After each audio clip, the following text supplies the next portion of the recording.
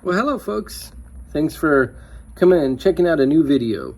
So I've been having some problems with riding lately. And I wouldn't say major problems, but I know my bike. And it seems to me that I am getting a little bit more of a squirrely type of traction feel when I'm going around corners or encountering uneven terrain lately. So it might not be anything major. It might be something major. There's a couple common culprits that we're going to take a look at. But we're going to examine the bike together and see if we can figure out what's going on. Like I said, I ride a lot, so I know when something is just not feeling right. So let's go take a look.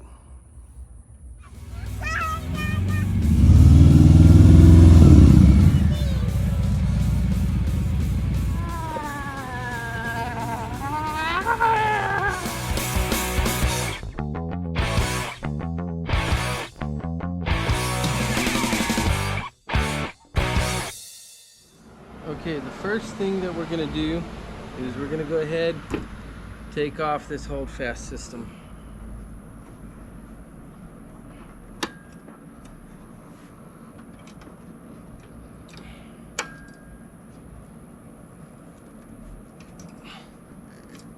Okay, we're going to place this out of the way.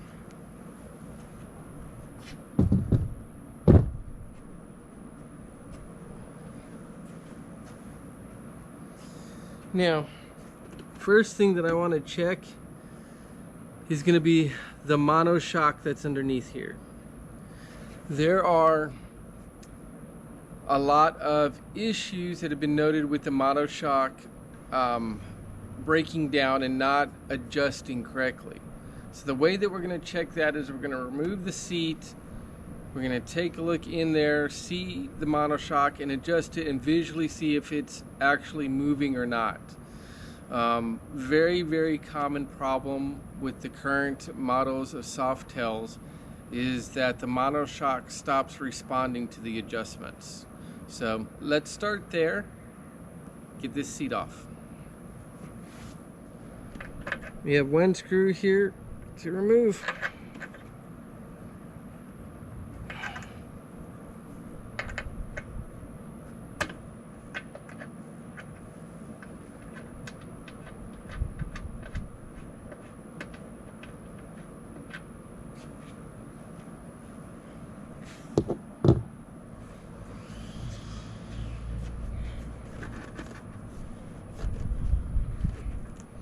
Now, this passenger strap is attached underneath.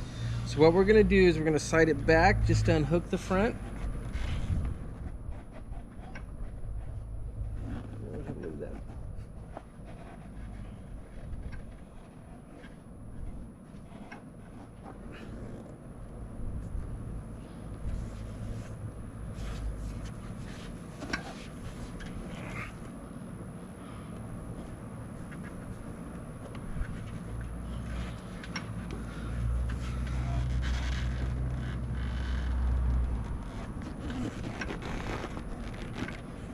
And then we're going to very carefully, so as to not scratch our paint, we're going to then slide the seat forward, protecting the paint at all cost, and slip it through this strap.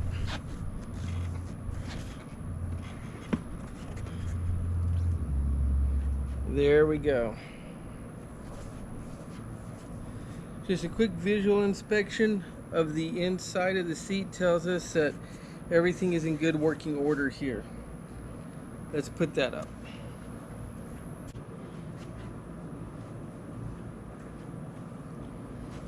Okay, so as you can see here, the bolt that holds this strap on, I do like just to have it because occasionally I do tuck some papers and stuff underneath it.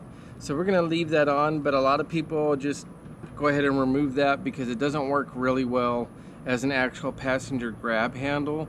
It's just so tight around the seat you really can't work your fingers and stuff underneath it when you need to. Harley puts it on there just to meet regulations. So I use it for other things, so I'm going to go ahead and leave that on. let's take a look down in here. So this here is your monoshock, big massive thing here in the middle. You have your brace on top of it. What we're gonna do is we're gonna turn the monoshock dial and we're gonna see if we actually see this guy moving. Okay, so this here is the tube for the adjustment, and we should be seeing some activity up here as we turn this. So let's see if we can see some motion as we start to dial this in.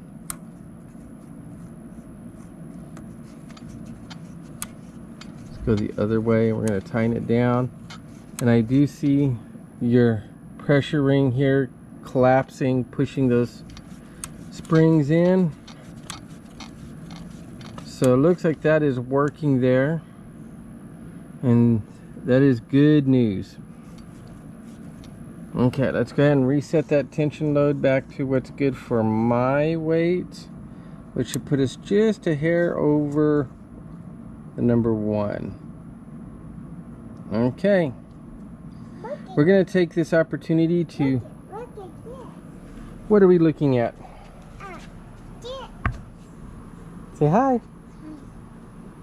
Okay, so let's take a look back over here. What we're going to do, since we have the seat off, is we're going to go ahead and clean all of this up here and get that nice and tidy.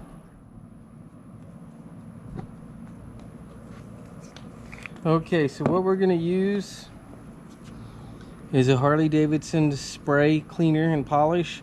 This stuff, amazing. This is literally my favorite Harley Davidson product of anything that they make. How effective it is. So we're going to spray all this down nice and good.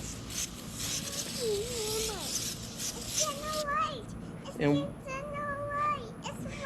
yeah, it turns to white. Is it because of all the bubbles? Do you see all those bubbles? Okay.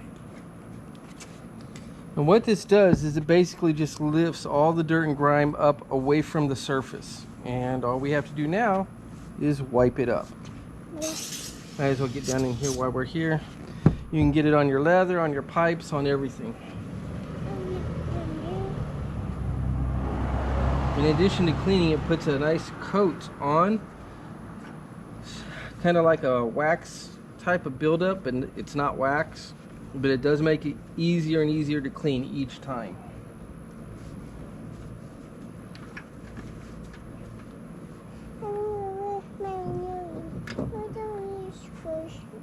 You're helping me? Okay.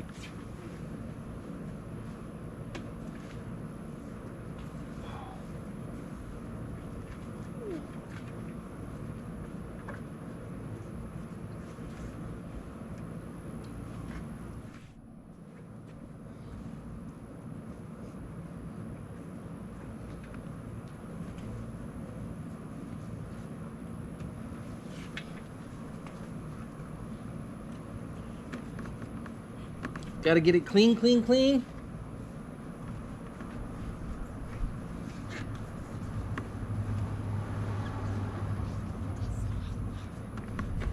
Yes, you can help me. Go ahead.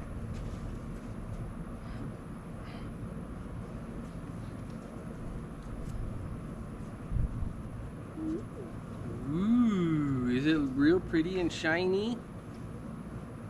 Okay. We're not going to get the whole compartment down inside super clean, but try to get some grime off of all the stuff that the little rubber stoppers from the seat rest on, so that it's not rubbing into the paint. These are so dirty. Yeah, that's so dirty. We got to clean that too in a minute. I want to try it. Since we're up here up top, let's just go ahead and hit that gas tank.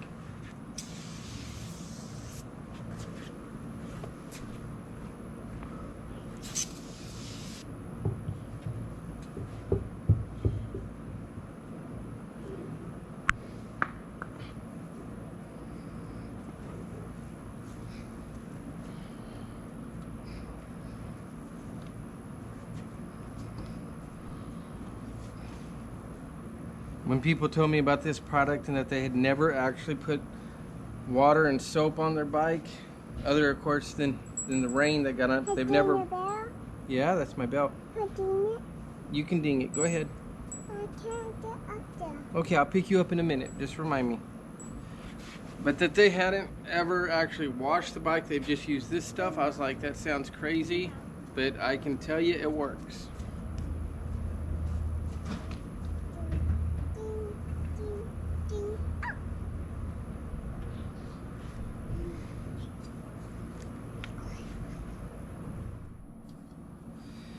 I'm also going to throw on a little bit of engine brightener, another Harley product that I actually am extremely happy with. We just spray it right here on the knuckle finish. I'm sorry, not the knuckle finish, the black wrinkle finish.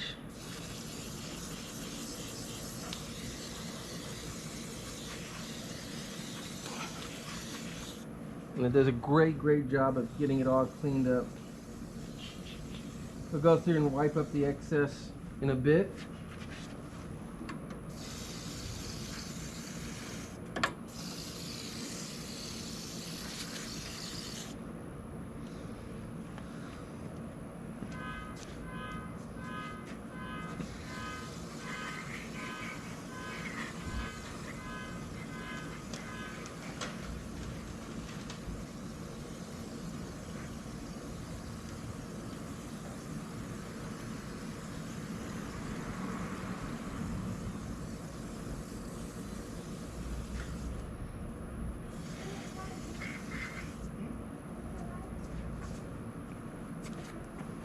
Let's go ahead and get that seat back on, and we'll start talking about some other things.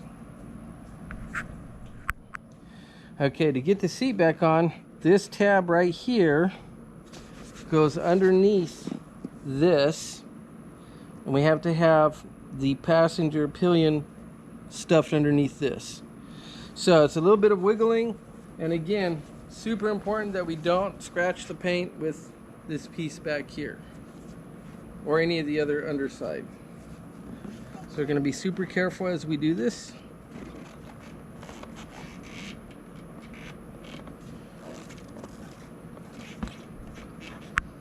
Work it in a little bit at a time and move that strap forward as we do.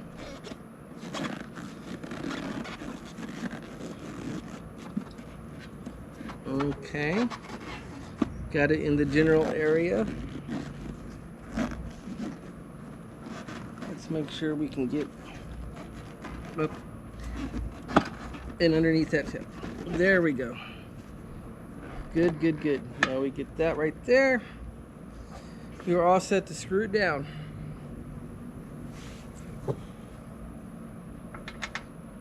When you know how to get these seats on and off, it's not that big a deal. But attempting it without knowing exactly what to do, you could cause a lot of damage.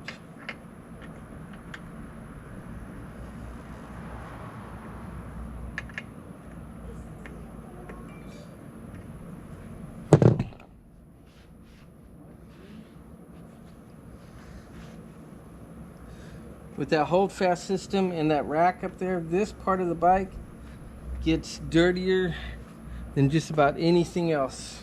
It seems like.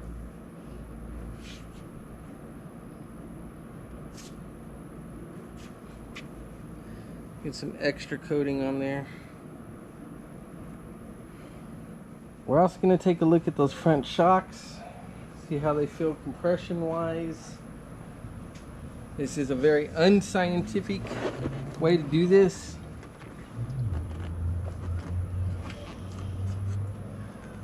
So we're putting all of our weight down forward, seeing if there's any difference or feel in the spring.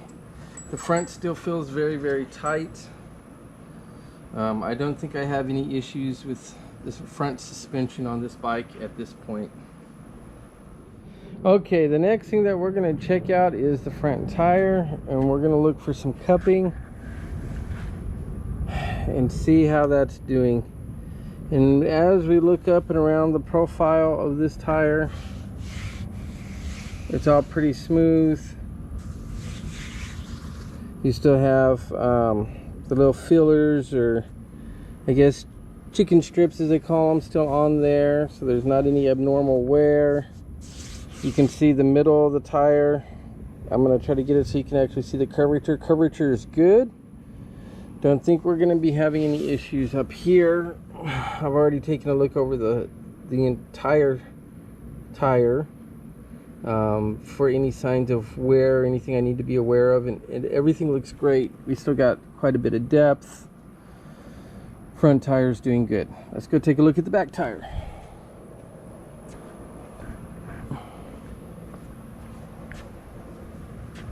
Okay, so here, this just might be our culprit.